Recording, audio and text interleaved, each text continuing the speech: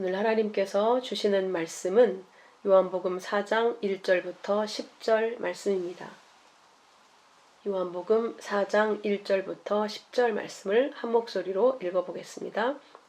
예수께서 제자를 삼고 세례를 베푸시는 것이 요한보다 많다 하는 말을 바리새인들이 들은 줄 주께서 아신지라. 예수께서 친히 세례를 베푸신 것이 아니요 제자들이 베푼 것이라. 유대를 떠나사 다시 갈릴리로 가실새 사마리아를 통과하여야 하겠는지라. 사마리아에 있는 수가라 하는 동네에 이르시니 야곱이 그 아들 요셉에게 준 땅이 가깝고 거기 또 야곱의 우물이 있더라. 예수께서 길 가시다가 피곤하여 우물 곁에 그대로 앉으시니 때가 6시쯤 되었더라. 사마리아 여자 한 사람이 물을 기르러 왔음에 예수께서 물을 좀 달라 하시니 이는 제자들이 먹을 것을 사러 그 동네에 들어갔음이러라. 사마리아 여자가 이르되 당신은 유대인으로서 어찌하여 사마리아 여자인 나에게 물을 달라 하나이까 하니 이는 유대인이 사마리아인과 상종하지 아니함이러라.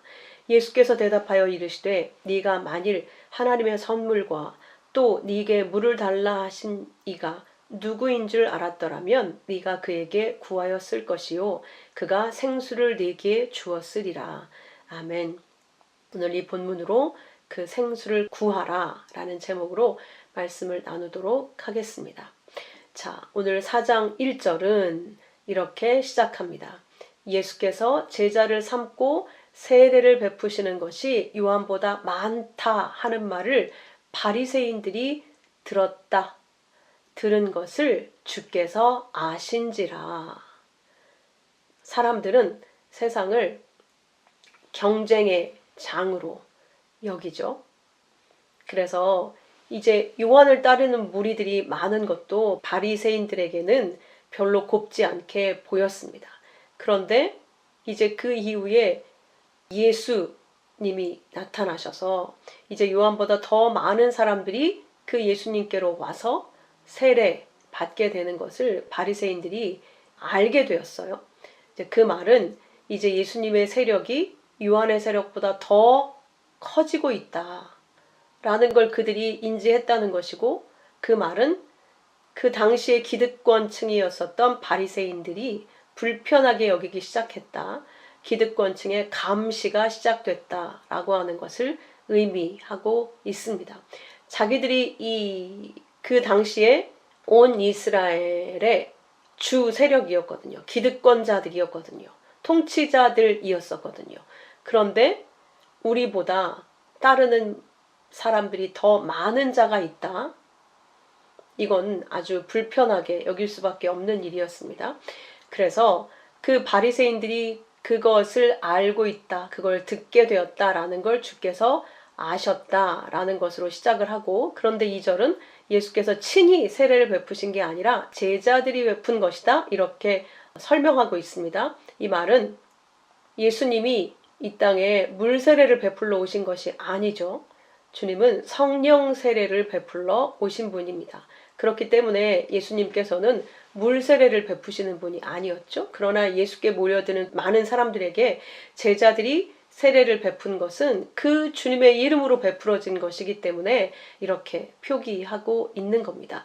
바리새인들은 예수의 세력으로 인지를 한 것이고, 사실 세례는 제자들이 그 물 세례, 불완전한 모형 세례는 예수님이 베푼 것이 아니라 제자들이 베푼 것이다라고 분명하게 구별을 짓고 있습니다. 그것은 진짜 생명을 주는 그 진짜 성령 세례가 아니라 그것을 모형하는 물 세례였기 때문입니다.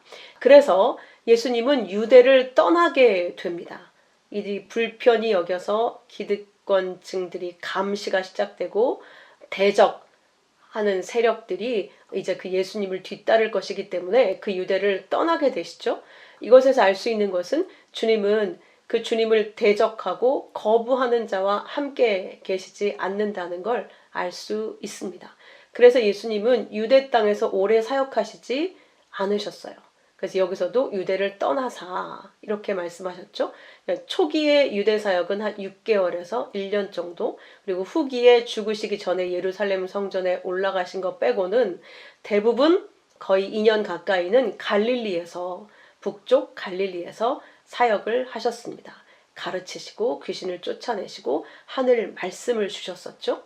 그런데 그 후기쯤에 약 6개월가량을 베레아라고 하는 요단 동편에 건너가서 복음을 전하는 일이 있으셨습니다. 그래서 그때 가르친 비유들이 누가복음 15장에 있는 그 잃은 양의 비유, 잃은 드라크마의 비유, 탕자의 비유, 선한 사마리아인 부자와 나사로, 불의한 청지기, 그 모든 그 귀한 비유들이 이 베레아 사역 때 기록되어진 것으로 추정하고 있습니다. 베레아 땅은 요단 동편이었었어요. 그러니까 원래 약속의 땅은 요단 강을 중심으로 서편이잖아요. 그런데 요단 동편 땅에 베레아 지역에 예수님이 건너가셔서 거기에서도 복음을 전했다는 사실을 알 수 있습니다. 약 6개월가량을 그곳에서 시간을 쓰셨어요.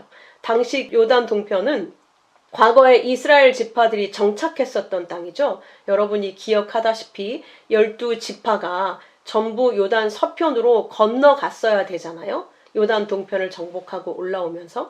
그런데 르우벤 지파와 갓과 므낫세 반 지파는 굉장히 많은 가축들, 특히 갓 므낫세 지파는 아주 많은 가축들을 가지고 있었어요. 근데 거기가 굉장히 넓은 푸른 초원이 조성되어져 있어서 여기에서 우리가 거처로 삼기를 원합니다. 이곳을 우리에게 기업으로 주십시오. 이렇게 요청을 했단 말이죠. 그리고 장정들은 서편으로 넘어가서 정복 전쟁에 같이 참여하게 되어졌었죠. 그래서 그곳은 원래 지리적으로는 하나님이 약속하신 그 땅이 아니었음에도 불구하고 그 세 지파의 요청에 의해서 하나님이 인정해 주신 땅이 요단 동편이었었어요. 그것이 나중에 데가볼리, 베레아라고 불리우는 요단 동편 땅이었고, 거기에는 그렇게 이스라엘 지파, 세 지파가 정착했었던 땅이었는데 유대인들에게는 이방 문화가 섞여서 소외된 곳으로 취급받게 되었습니다. 유대인들에게는 정통 유대의 땅이 아니다라고 그렇게 여기던 땅이 되었었어요. 그런데 예수님은 그곳에까지 건너가서 그 잃은 양 한 마리를 찾으러 그곳까지 건너가셨던 그 시간이 바로 베레아로 넘어가서 복음을 전한 그 시간이 그 안에 기록이 되어져 있습니다. 항상 하나님의 말씀에 하나님이 언약하신 그 땅에 순전히 들어가게 된, 모든 사람들이 순전히 들어가게 된 일이 역사 일에 없었던 것 같아요. 여러분들 기억하셨던 것처럼 롯이 소돔을 빠져나오게 예수님이 하셨을 때에도 산 꼭대기 위로 빨리 피신해라 라고 가르쳐 주잖아요. 그런데 소알, 조그만 성, 그 작은 성으로 자기가 가겠다고, 더 멀리 못 가겠다고, 덜 위험하면서도 더 가까운 작은 안전지대에 피신을 하죠. 그런데 정작 소돔의 불덩이가 쏟아지는 걸 보고 굉장히 두려웠어요, 롯이. 그래서 결국은 처음에 말씀하셨던 그 산으로 올라가게 됩니다. 또 야곱을 기억하시죠? 베델이 약속의 장소였어요. 그런데 하란에서 돌아와서 직행하지 않고 세겜에, 형을 만난 이후에, 화해 이후에 세겜에 정착하려고 땅도 사고 우물도 파고 그렇게 하지 않습니까? 근데 거기에서 디나, 자기 딸이 강간당하는 사건을 겪게 되죠. 그래서 완전히 거기서 우상을 버리고 결국은 베델, 약속의 땅으로 돌아가게 되는 사건을 우리가 알고 있습니다. 항상 이런 식이죠. 우리가 믿음이 우리 안에 들어와서 약속의 땅까지 그 믿음을 가지고 곧장 한 번에 들어가게 되면 얼마나 좋겠습니까? 고생도 덜하고. 그런데 우리에게는 그런 믿음이 없어요. 그 믿음이 생기기까지는 정말 일평생이 걸리기 때문이죠. 일평생이 걸려요. 믿음이 우리 게 아니니까. 선물이 우리 안에 들어왔는데 그걸 우리가 덥석 기쁘게 받아서 온전히 그 예수 그리스도의 믿음으로 살기를 순종하는 게 아니기 때문에 우리가 그것에 익숙하지 않고 내가 주인이 되어 있다가 하나님께서 주인이 되었을 때 그 주인의 통치에 완전히 복종하는 게 한 번에 되지 않는단 말이죠. 그래서 내 한켠에는 믿음을 갖고 있다 하면서도 내 눈이 좋은 것을 따라가게 되고 내 마음이 원하는 것을 붙들고 싶어 한다는 것을 알 수가 있어요. 그래서 여기가 좋사오니 여기 초막 셋을 짓고 여기 살겠습니다. 예수님의 제자들도 그 변화산에서 그렇게 이야기를 하죠. 자, 그런데 하나님께서 그때 우리가 그것을 원할 때 허락을 해주세요. 항상. 세상 땅 아직 넘어가지 않고 이 세상에 속한 그 땅이 마치 우리에게 주신 기업인 것처럼 허락을 해주신다는 것이죠. 우리가 너무 좋아서 우리와 하나잖아요. 이 땅은 우리가 흙으로 만들어졌기 때문에 하나예요. 그걸 단번에 끊을 수가 없죠. 그 좋아서 끊지 못하고 놓지 못하고 있는 땅의 것들을 허락하신다는 거예요. 그런데 우리가 그곳에 정착하고 그곳에 있는 것들을 누리면서 내가 원하는 것을 따라서 하나님이 허락해 주신 것이기 때문에 그것을 그 안에서 살아보니 그게 나에게 유리하고 내 마음에 안식을 주고 행복을 줄 줄 알았는데 아니더라는 걸 알게 되죠. 야곱처럼. 아, 고통이구나. 아니구나. 하나님이 약속하신 그 완전한 약속의 땅에 들어가기 전까지는 그 어떤 것도 내게 안식을 줄 수도 행복을 줄 수도 없구나. 오히려 갈급함이 더 커지게 만들어 줍니다. 그래서 그 과정 가운데 하나님은 우리가 원하는 것을 주시고 그 시간을 허락하시면서 왜 우리가 원하는 것이 우리에게 행복을 줄 수 없는지를 경험하게 하시면서 우리에게 왜 구원자가 필요한지, 왜 우리는 약속의 땅으로 반드시 돌아가야만 하는지를 인내로 가르치시는 것이죠. 그래서 우리는 여전히 요단 동편에서 고군분투하고 있는 것입니다. 요단 동편에서 고군분투하고 있는 자기 백성을 찾으러 가시는 것, 그게 베레아에 부어진 주님의 은혜입니다. 그들을 되찾아 오시기 위해서 죽은 나사로를 살리러 예루살렘에 넘어오셔서 마지막 일주일을 예루살렘에서 고난받으시고 십자가에 죽으시고 부활하심으로 이들을 살려내시는 것이 주님의 구원이죠. 이렇게 주님의 관심은 이 땅에서 잃어버려진 양, 잃어버렸다는 건 원래 주님의 소유였다는 것이죠. 그 잃어버려진 양을 찾으러 이 땅에서 이방인처럼 소외되어서 살고 있는 그 백성들 뿐이라고 하는 것을 알 수 있습니다. 이 세상은 전부 누가 잘하나 경쟁하고 그것에 치중해서 살고 있고, 그래서 예수님의 세력이 커지는 것을 불쾌하게 여기고 감시를 시작할 수밖에 없는 그런 이 세상 가운데 주님은 전혀 거기에 관심이 없고 그 인간의 세력에 아무 관심이 없고 오직 잃어버린 자기 백성에게만 관심이 있다. 그래서 그 유대를 떠나서 예수님은 갈릴리로 올라가시게 되었다.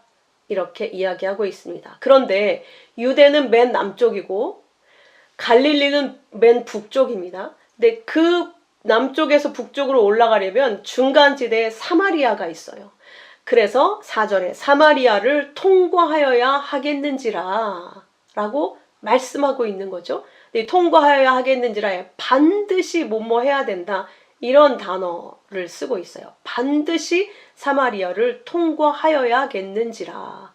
근데 사실은 이 당시 이스라엘 백성들은 사마리아를 개 취급, 이방인 취급을 했습니다. 우리가 알다시피 아수르에게 정복당해서 그들이 혼혈 정책을 썼기 때문에 북쪽 갈릴리 지역은 물론이거든요. 이 사마리아 지역 북쪽 전체를 다 이방인들과 섞어버렸어요. 그래서 이방의 피가 섞여서 터부시했고, 그것뿐만 아니라 이 특히 갈릴리보다 사마리아를 더 증오하고 개처럼 여긴 이유는 세겜이 나중에 사마리아 땅에 속하게 되어지거든요. 근데 그 세겜에는 그리심산이 있었잖아요. 그리심산에 성전을 세우고 사마리아 오경이라는 것을 자기들의 독자적인 어떤 경전을 갖게 된 거예요. 근데 이건 모세 오경을 자신들의 전통으로 보존해 오면서 그 고대 히브리 글자로 된 사마리아인들만의 독립적인 전통을 만들게 된 것이죠. 그래서 그 사마리아 오경을 가지고 자기들 나름대로의 예배를 드리기 시작했어요. 그리고 거기에 뭘 집어넣냐면 그리심산 에발산이 축복과 저주의 산이잖아요. 그 그리심산, 축복을 선언한 그 그리심산을 하나님이 선택하신 장소로 명시해서 자기들의 예배가 하나님 앞에 옳은 거다라고 이렇게 정통성을 주장하고 싶었던 것이죠. 그렇게 예배했기 때문에 예루살렘으로 오지 않고 갈 수도 없었잖아요. 받아주지 않았기 때문에. 그래서 자기들 나름대로의 예배 장소를 그리심산에 세우고 자기들만의 오경, 모세 오경을 사마리아 오경으로 만들어서 그렇게 갖고 있었어요. 그래서 그걸 증오했고 배교자들로 여겨서 그토록 사마리아인들을 싫어했던 거예요. 그래서 절대 갈릴리를 가려고 할 때 사마리아를 통하면 직선 코스인데 그 요단 동편 베레아 땅까지 거쳐서 2, 3일이 더 걸리는 데에도 꼭 그렇게 돌아서 갔단 말이죠. 그런데 예수님은 지금 사마리아를 통과해야겠다고 말씀하신 거예요. 왜 그렇겠습니까? 유대인들을 피해서 빨리 가야만 해서 그런 것도 아니고 지리적으로 더 가깝기 때문에 거기를 거쳐간다는 것이 아니라 예수님의 백성, 그 신부가 거기에 있기 때문에 반드시 거기를 들어가야만 된다고 말씀하고 있는 겁니다. 마치 여리고성에 정탐꾼이 보내진 이유가 라합을 구해내기 위한 것과 같은 것이죠. 라합이 온 당시에 불신과 두려움의 세상 속에서 하나님의 구원의 소식을 듣고 그 메시아를 기다리고 있었던 단 한 사람, 그 라합, 자기 백성, 그 백성을 구하러 정탐꾼이 그 안에 들어가지 않습니까? 그런 것처럼 이제 주님이 직접 오셔서 사마리아, 어느 누구도 들어가고 싶어 하지 않은 그 성읍으로 가시겠다고 지금 반드시 가야 한다고 말씀하고 있는 겁니다. 그 사마리아에 5절에 가면 수가라 하는 동네가 있는데 거기에 이르시니 라고 말씀하고 있죠. 수가, 사마리아에 있는 수가, 또 조그만 성이죠. 그 수가가 수카로, 술 취함, 거짓이라는 뜻을 가지고 있습니다. 거짓의 마을이라고 이름 붙여진 것과 같은데 왜 이런 이름이 붙여졌을까라고 추정하건대 이 사마리아인들의 예배가 가짜 예배라고 유대인들은 생각했다고 말씀드렸지 않습니까? 그렇기 때문에 이들이 드리는 예배가 가짜라고 하는 그것을 상징적으로 이 동네 수가라는 이름으로 붙였던 것이 아닐까라고 추정을 하고 있어요. 거짓 예배. 니네가 드리는 예배는 거짓 예배야. 니네가 지금 성전으로 삼고 있는 그리심산 그거 아니야. 예루살렘 성전이 진짜 성전이다. 이렇게 주장하고 싶은 거죠. 사실 그 당시에 예루살렘에 있던 성전도 헤롯이 지은 거였었잖아요. 그런데 그걸 가지고 그렇게 서로 옳고 그른 것을 구별하고 있었다는 걸 알 수 있습니다. 그러니까 이 수가, 사마리아에서 예배 드리고 있던 수가성 이 여인이 내가 드리고 있는 이 예배가 저들이 얘기하는 것처럼 진짜 가짜 예배면 어떻게 하지? 이게 가짜면 어떻게 하지? 이런 생각을 가졌을 거라는 걸 알 수가 있죠. 그래서 예수님하고 대화를 하게 됐을 때 어디에서 예배 드리는 게 옳습니까? 그 질문을 하게 된 거라는 걸 여기서부터 지금 언지를 주고 있는 겁니다. 자, 수가라고 하는 동네에 이르렀는데 야곱이 그 아들 요셉에게 준 땅과 가까운 곳이 수가였다. 이렇게 설명을 하고 있어요. 자, 수가라고 하는 동네를 설명을 하는데 여기는 어디에 있는 어디다 이렇게 설명을 하는 게 아니라 야곱이 그 아들 요셉에게 준 땅과 가까운 곳이다.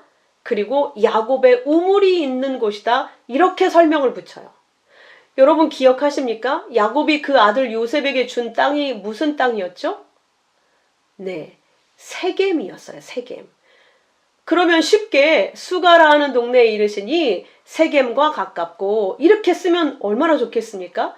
근데 그렇게 쓰지 않고 세겜을 아예 빼버리고 야곱이 그 아들 요셉에게 준 땅과 가까운 곳, 야곱의 우물이 있는 곳, 이렇게 야곱의 우물이 있는 그 세겜과 가까운 곳이 수가성, 수가라는 동네다. 거기에 있는 여인을 지금 얘기하려고 이렇게 붙이는 거예요. 왜 그렇게 쓰고 있을까? 먼저 가깝고라는 이 단어가 내 이웃을 내 몸과 같이 사랑하라, 내 이웃을 사랑하라 할 때 그 이웃이라는 단어에 쓰인 그 단어를 여기에 쓰고 있어요. 그러니까 이웃만큼 가까운, 거리상의 물리적인 가깝다는 것을 쓰려고 한 게 아니라 관계적인 의미로 가까운 곳이라고 하는 것을 쓰려고, 표현하려고 이 플레시온이라고 하는 이웃에 쓰인 단어를 쓰고 있어요. 일부러 이렇게 쓰고 있어요. 그러니까 이 수가라는 것이 세겜의 이웃이다 라는 걸 얘기하고 싶은 거예요. 그래서 그 이웃을 사랑하러 오신 예수님을 지금 부각시키고 있는 겁니다. 그렇다면 세겜이 어떤 곳이기에 그 땅과 가깝다는 말을, 세겜이라는 단어를 빼고 그 아들 요셉에게 준 땅이라고 설명을 하는 것일까? 세겜이란 지명을 쓰게 되면 그냥 지명으로 알고 넘어갈 수가 있는데, 지명을 빼고 야곱이 요셉에게 준 땅, 기업으로 준 땅이라고 쓴 이유는 야곱의 유산이자 이 세겜은 하나님이 주신 약속이 이루어진 땅이었기 때문에 하나님의 언약이 이루어진 땅이라는 걸 말하고 싶었던 거예요. 그래서 세겜을 빼고 야곱이 그 아들 요셉에게 준 땅이라고 쓰고 있습니다. 또한 세겜은 여러분이 기억하시겠다고 생각하고 있는데, 세겜은 야곱이 가나안 땅으로 돌아와서 우여곡절 끝에 제단을 쌓고 엘엘로헤 이스라엘이라고 고백했던 장소입니다. 맨 처음, 그러니까 베델로 바로 가지 않고 세겜에 장막을 쳤다고 했잖아요. 거기 돌아와서 이제 하나님이 약속하신 땅에 돌아왔다라고 장막을 쳤던 곳이었단 말이에요. 거기서 엘엘로의 이스라엘이라고 고백했어요. 엘엘로의 이스라엘은 무엇인가? 하나님, 이스라엘의 하나님, 이런 뜻을 가지고 있어요. 그러니까 야곱이 이 약속의 땅으로 돌아오기 전까지 형 때문에 두려워서 못 돌아왔었잖아요. 그런데 결국 화해를 하게 하시고 돌아오게 하신 은혜를 베푸셨죠. 그때 야곱이 깨달은 거예요. 그 전까지는 아브라함의 하나님, 이삭의 하나님이었어요. 하나님이. 그런데 진짜 자기가 도망 나갈 때 하나님이 나타나서 내가 너를 반드시 너와 함께해서 반드시 여기에 돌아오게 할 거야 라는 약속을 주셨잖아요. 근데 진짜 자기가 이 땅에 돌아오게 된 거예요. 그래서 그때부터는 아브라함의 하나님, 이삭의 하나님이 아니라 자기 할아버지, 자기 아버지 하나님이 아니라 내 하나님이시구나 라는 걸 고백했던 장소가 엘엘로의 이스라엘, 세겜이었다는 것이죠. 이스라엘, 야곱의 이름이 이스라엘로 바뀌어지잖아요. 그러니까 이스라엘의 하나님이라는 건 내 하나님이라는 뜻이에요. 나의 하나님. 야곱의 하나님의 다른 이름인 거죠. 이스라엘의 하나님. 하나님은 이스라엘, 나의 하나님이십니다 라고 드디어 조상의 하나님이 내 하나님이 된 것이죠. 여러분에게 이 고백이 있었습니까? 이렇게 고백이 있었던 장소가 세겜이었고 그 땅을 야곱이 요셉에게 기업으로 주게 됩니다. 이 요셉이 애굽으로 나가게 됐잖아요. 그런데 반드시 자신을 그 약속의 땅으로 돌이키게 하실 줄 믿고 있었기 때문에 애굽에서 죽을 때 자기 뼈를 자기 후손들에게 갖고 나가라고 얘기합니다. 아직 돌아가지도 않은 때인데 왜? 하나님의 언약을 믿었기 때문에 내 뼈를 가지고 가서 아버지가 나에게 준 그 약속의 땅 세겜에 묻어줘 라고 유언을 하고 죽죠. 근데 진짜 그들이 돌아와서 세겜에 요셉의 뼈를 묻게 됩니다. 결국 뼈로 다시 약속의 땅에 돌아오게 된 것이죠. 이렇게 세겜이라고 쓰지 않은 이유는 하나님의 언약이 있는 장소, 하나님의 약속이 이루어진 장소다. 그걸 얘기하고 싶었던 거예요. 그래서 지금 예수님이 이 수가성에 찾아온 이유가 그 약속이 이루어진 그것과 가까운 이웃이 바로 수가 거기다. 사마리아가 바로 그런 땅이다. 이웃과 같은 땅이다. 세겜과 이웃인 그 땅. 하나님의 언약이 있는 땅이다. 그걸 얘기하고 싶은 거예요. 그리고 그 언약이 이제 곧 만나게 될 사마리아 그 여인에게 이루어질 거라는 걸 암시하고 있는 것이죠. 자, 그래서 6절에 이렇게 또 이어집니다. 거기에 야곱의 우물이 있다. 그 약속이 여전히 지금까지 유효하게 흐르고 있다. 우물, 거기에 물이 있었다는 걸 그래서 얘기하고 있는 거예요. 하나님이 주셨던 세겜 땅에 하나님이 주신 우물, 그 우물은 빗물을 담아 저장하는 곳이 아니었고요. 안반을 파서 계속 살아있는 물이 차오르는 그런 우물이었었거든요. living water, living water. 그러니까 살아있는 물, 거기는 고여있는 물이 아니었었어요. 그 물이 여전히 흐르고 있었어요. 지금도 이 야곱의 우물에서 물이 계속해서 맑은 물이 솟아나오고 있다고 합니다. 신기하죠? 그 물이 부족한 그 땅에 아직도 마르지 않고 그 야곱의 우물에서 물이 솟아나고 있다는 거예요. 자, 그렇게 하나님의 약속이 흐르고 있는 땅, 그 이웃이 바로 사마리아이고 수가 성이다. 그 약속을 받은 내 자식이, 내 신부가 여기에 있다라는 걸 지금 이렇게 힌트하고 있는 거예요. 이제 그를 만나기 위해 예수님이 여기에 오신 거죠. 반드시 들려야겠다. 사마리아를 통해서 갈릴리로 가겠다. 그래서 그런 거라는 겁니다. 그래서 예수께서 길 가시다가 피곤하여 우물 곁에 그대로 앉으시니 이렇게 이야기합니다. 예수님이 여기까지 남유다에서 사마리아까지 이 수가성까지 이 세겜 야곱의 우물이 있는 그곳까지 오시는데 얼마나 먼 거리였는가? 기본적으로 50km 이상, 여기에서 천안까지가 한 50km 되죠. 근데 실제 걸어서 도보로 따졌을 때는 70km 정도 되는 거리라고 합니다. 그러니까 대구나 평택 정도까지의 거리인데 꼬박 사흘길을 걸어야만 올 수 있었던, 그 당시엔 교통편이 없었기 때문에 꼬박 사흘길을 밤낮 걸어야 올 수 있는 그런 곳이었었어요. 왜 하필 사흘인가? 이 세상은 사흘 만에 창조되었죠? 나머지 사흘은 그 사흘의 틀 속에 들어가 있는 생명체를 창조한 것이잖아요.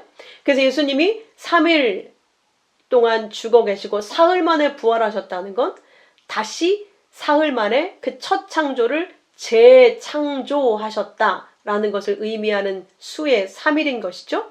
그렇게 이 3일 예수께서 이 땅에 오셔서 우리를 만나시고 우리를 살리시는 데에는 말할 수 없는 고통, 죽음이 따랐다고 하는 것을 지금 모형으로 피곤하다라는 단어로 보여주고 있는 것이죠. 예수님이 사람의 몸을 입고 이 땅에 오셨다는 건 신이, 예수님은 아들 하나님이시잖아요. 근데 그 신의 자리를 버리고 사람이 되신 사건이고 그걸 신의 죽음이라고 하는 것입니다. 그걸 십자가에 죽으셨다. 이렇게 표현하고 계신 것이죠. 신의 자리를 버리고 사람의 몸을 입고 오신 그 자체가 신의 죽음을 얘기하는 거예요. 신은 신으로 계셔야 되죠. 사람에게 가려져 있고 비밀의 존재로 계셔야 마땅한 존재가 신 아닙니까? 그런데 우리에게 보여주고 같이 살부비고 살고 말을 건네고 같이 먹고 자고 인간처럼 되어 오셨다. 이게 곧 신의 죽음을 의미하는 것입니다. 그걸 단번에 십자가가 보여준 것이죠. 그렇게 흙인 우리를 만나러 오신다는 것 자체가 예수님께는, 아들 하나님이신 예수님께는 고통이요 죽음이라는 걸 이야기하는 것이죠. 그런 죽기까지의 열심을 가지고 달려오신 그 예수님의 사랑이 이 피곤하여에 담겨 있는 것이죠. 피곤하여 우물 곁에 그대로 주저앉으셨습니다. 물론 예수님이 인간의 몸을 입고 왔기 때문에 피곤하셨죠. 70km를 사흘길을 걸었는데 어떻게 피곤하지 않을 수 있겠습니까? 근데 단지 예수님의 피곤 상태를 말하려고 하는 게 아니라 그 예수님이 우리를 찾아오시는 데에 들어간 그 말할 수 없는 대가, 목숨을 치르는 대가를 이야기하고 있는 거라는 거죠. 모형적으로. 그래서 그 우물 곁에 앉아서 기다리십니다. 그러니까 먼저 와서 기다리고 계신 거예요. 때가 6시쯤 되었다. 이건 시간의 6시 아니고 6쯤 됐다. 6처럼 되었다.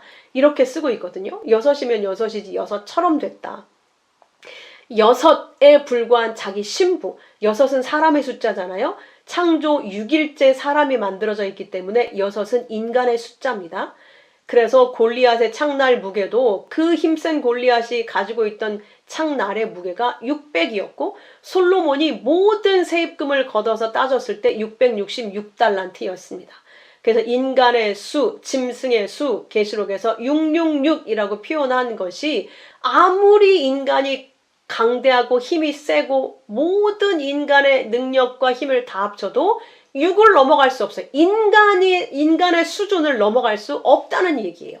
아무리 애를 써도 7로 완전해질 수가 없어요. 그래서 6은 불완전의 수, 인간의 수, 짐승의 수, 하나님 없으면 짐승에 불과한 그 인간을 설명하는 수가 6입니다. 그러니까 이 사마리아 여인은 6의 상태, 말 그대로 죄인이며 인간이며 불완전한 결핍을 가진 그런 존재라는 것을 이야기하고 싶은 거죠. 6처럼 그때처럼 되었다. 6만큼 되었더라. 그때가. 그러니까 예수님도 인간의 그 몸을 입고 6처럼 되어서 오셨고, 왜? 6인 우리를 만나려면 예수님도 6처럼 결핍의 존재, 인간의 몸을 입고 오셔야만 되잖아요. 하나님인 상태로는 우리를 만나실 수가 없으니까 인간의 몸을 입고 오셨다는 것을 이렇게 6으로, 또 그 만나야 될 신부가 6이라는 걸 6으로 표현하고 있는 겁니다. 자, 그래서 이 불완전한, 절대 7에 이를 수 없는 불완전한 인간이 어떻게 완전해질 수 있는가? 그것은 7 완전이신 그 하나님과 연결될 때, 그때만 샬롬, 완성, 만족, 행복이다 라는 걸 얘기하고 싶은 거예요. 이제 그 완성을 향해서 지금 예수님이 자기 신부를 기다리고 있는 겁니다. 자, 그런데 기다리고 있으니 드디어 7절 사마리아 여자 한 사람이 물을 길러 왔음에 왔어요. 거기에 올 줄 알고 신랑이 신부를 기다리고 있는 겁니다. 드디어 6의 사마리아 여인이 물을 길러, 물이 없어서, 그 물이 없으면 죽으니까 물을 길러 왔습니다. 그런데 그 신부를 보고, 자기 백성을 보고 기다리고 있다가 첫 마디가 예수께서 물을 좀 달라 라고 말씀하십니다. 물 좀 달라. 물을 달라고 말씀하세요. 물을 왜 달라고 했을까? 첫 번째 이유는 이방 여인, 사마리아 여인이 절대 유대인에게 말을 걸 수 없습니다. 유대인도 사마리아인에게 절대 말을 걸면 안 됩니다. 그런데 예수님은 이 여인을 만나러 오셨잖아요. 말을 걸어야 하잖아요. 첫 말을 걸기 위해 물을 좀 달라라고 말씀하신 겁니다. 자, 또 하나, 이 여인은 지금 물을 길러 왔다고 이야기하고 있지 않습니까? 이 여인이 자기 안에 있는 물이 없기 때문에 열심히 물을 길러다가 마시고 떨어지면 또 길러와서 마시고 해야 되는 그 육의 물을 길러 왔다는 것이죠. 이 육의 물을 길러 왔다는 이 말은 영적으로 볼 때 율법의 물을 설명하고 있는 거예요. 하나님께서 주신 물, 먼저 주신 물이 율법의 말씀이잖아요. 율법의 말씀은 우리가 수고로이 물동이를 지고 가서 내 수고로 물을 떠서 그걸로 먹고 해결하고, 근데 돌이키면 또 목이 마르니까 또 가서 수고로이 가서 물을 무겁게 떠서 무겁게 가지고 와서 또 먹어도 조금 있으면 또 갈증이 나면 또 들어가야 되는 율법의 행위, 율법적인 삶을 살고 있다는 것을, 행위에 의지해서 인생을 살고 있는 수고하고 무거운 짐을 진 그 여인이라고 하는 것을 설명해주고 있는 겁니다. 내 힘으로 수고하고 애써야 얻을 수 있는 물. 율법의 행위가 그렇잖아요. 내가 수고하고 노력해야 행할 수 있는 것이잖아요. 그런데 그 율법으로는 죄를 깨닫게까지만 해줄 뿐이지 구원, 만족, 행복 그걸 줄 수가 없단 말이에요. 그러니까 계속 그걸 찾아서 먹고 마시고 해야 된다는 것이죠. 그 인간적인 내면의 근본적인 그 공허함을 해결해 줄 수 없는 아직 율법 가운데 있는 그 자기 백성에게 예수님이 생수를 주려고 자기 자신의 그 사랑을 주려고 오신 겁니다. 그것이 전적인 하나님의 선물인 것이죠. 그래서 그걸 주시려고 먼저 말을 거시는 거예요. 또한 그 물을 달라고 하면서 사실 그 여인에게는 누구에겐가 퍼서 나누어 줄 물이 없다는 걸 깨닫게 하시려고, 결핍의 존재라는 걸 깨닫게 하시려고 먼저 나에게 물을 다오 이렇게 말씀을 하고 있는 겁니다. 그렇게 율법은 신랑에게로 신부를 인도하는 그런 역할을 하는 것이죠. 그래서 8절이 이렇게 이어지게 됩니다. 그 신랑이 신부를 만날 때 방해자가 있으면 안 되겠죠. 그래서 이는 제자들이 먹을 것을 사러 그 동네에 들어갔음이러라. 이걸 붙인 이유가 유대인으로서 예수님이 사마리아 여인에게 말을 걸 수 있었던 이유는 옆에 제자들이 없었기 때문이다. 그 얘기를 하고 있는 거예요. 제자들이 있었으면 말렸을 게 분명하니까. 신랑이 내 신부를 만나러 왔는데 어떤 방해자가 그 사이에 끼어 있으면 되겠습니까? 절대 안 되죠. 그래서 아가서에 포도원을 허는 여우를 잡으라고 말씀하고 있죠. 그래서 배자들도 멀리 먹을 걸 사는 부시를 해서 떠나 보내고 단독으로 이 신부를 만나고 계신 겁니다. 자, 그랬더니 사마리아 여인의 반응이 이렇습니다. 당신은 유대인으로서 어찌하여 사마리아 여자인 나에게 물을 달라 하십니까? 이 이유는 유대인이 사마리아인과 상종치 아니함이러라. 어떤 관계도 가질 수 없기 때문이었다. 이렇게 얘기하고 있는 겁니다. 자, 이건 무엇을 얘기하는 겁니까? 예수께서 우리에게 말을 주신다. 말을 걸어오신다. 성경을 통해서 성경의 말씀을 나에게 주신다. 이건 가당치도 않은 얘기라는 거예요. 흙인 우리에게 신이 말씀을 주시는 거예요. 말을 걸어오시는 거예요. 하나님이 나에게 말을 걸어오신다? 우리는 성경을 돈 주고 몇만 원이면 살 수 있으니까 당연히 내가 읽을 수 있고 알 수 있는 거라고 생각하지만 아닙니다. 절대. 그 성경은 아무에게 읽혀질 수 있는 그게 아닌 거예요. 왜? 하나님의 말씀이기 때문에. 자기 백성에게만 읽힐 수 있는 아버지의 말씀인 거예요. 그 말을 하나님께서 걸어오신 거예요. 그 상상할 수 없는 일이 나에게 일어난 겁니다. 여러분은 말씀이 나에게 와닿을 때 소름 끼치도록 영광스럽고 감사한 그런 느낌을 느끼십니까?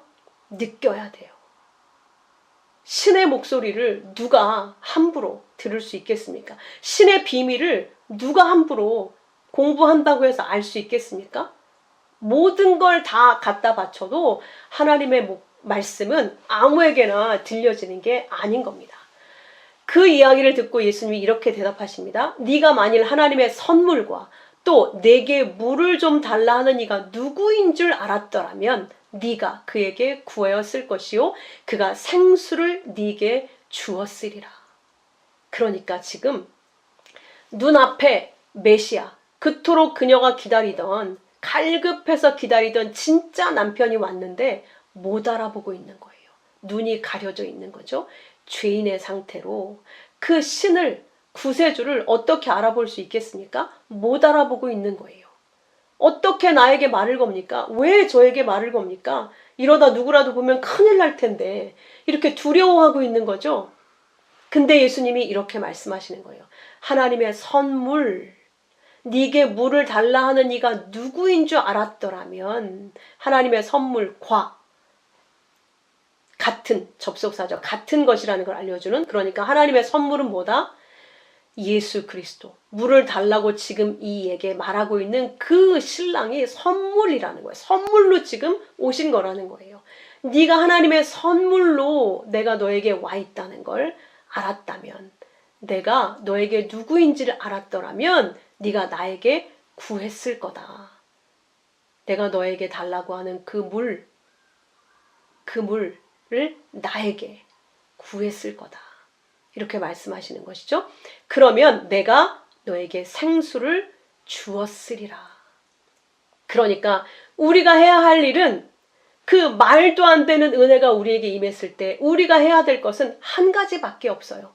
네, 주님, 그 생수를 저에게 주십시오. 저는 그 생수 없으면 못 삽니다. 저는 그 남편 없으면 한순간도 살 수 없습니다. 저는 주님 아니면 안 됩니다. 이 생수를 구해야 되는 게 하나님의 백성으로서 해야 될 유일한 일이라는 거예요. 그걸 지금 예수님이 친히 가르쳐 주시는 거예요. 구해야 된다는 것도 모르고 있고 그 목소리에 놀래서 어찌할 바를 모르고 있는 그 신부에게 하나하나 아무것도 모르는 애기처럼 지금 가르쳐 주고 계시는 거예요. 하나님의 선물이 네 앞에 와 있어. 그 선물을 네가 원한다고 말해야 돼. 달라고 해야 돼. 그럼 내가 줄 거야. 그 생수를, 그 주님을 여러분은 오늘 구하고 있습니까? 그들이 산자입니다. 그 생수, 그 주님을 구하지 않고도 하루를 거뜬히 살아내고 있다면 그가 죽은 자입니다.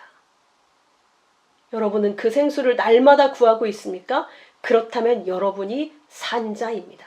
그에게 반드시 생수, 살아있는 물, 그 물, 살아있다는 건 그 생명의 존재와 연합되어서 그 생명이신 그리스도의 사랑, 하나님의 사랑을 받는 자로 그만을 의지하고 믿는 자로 산다는 그런 의미입니다. 그 생명, 그 생수를 구해라 라고 오늘 이 본문을 통해 말씀하고 있는 겁니다. 함께 기도하겠습니다. 아버지, 이토록 말도 안 되는 놀라운 은혜가 저희에게 베풀어졌습니다. 정말 1억 마일리 떨어진 그 하늘에서 이 땅의 가장 구석인 이 작은 곳에서 먼지처럼 살고 있는 우리에게 찾아오셔서 말씀을 주시고 모습을 보이시고 사랑을 주시는데 알아보지도 못하는 우리에게 구하라고 친히 가르치시면서 품으시고 그 생수를 주시기 위해 온전하게 준비시키시는 주님의 그 말할 수 없는 사랑을 오늘 보게 해주셔서 감사합니다. 우리가 이 땅을 살아가며 해야 할 오직 유일한 일, 그 생수를 구하는 일임을 이렇게 가르쳐 주시고 인자함으로 자비로 가르쳐 주셨사오니 엉뚱한 썩어질 이 땅의 것 다 내려놓고 그 생수, 살아있는 물, 살아있는 영원하신 그 주님을 구하는 저희 되게 인도해 주셔서 세상이 줄 수 없는 그 행복, 그 만족, 그 사랑 가운데 저희가 거할 수 있도록 믿음 위에 믿음을 더하여 주시옵소서. 귀하신 예수 그리스도의 이름으로 감사하며 기도하옵나이다. 아멘.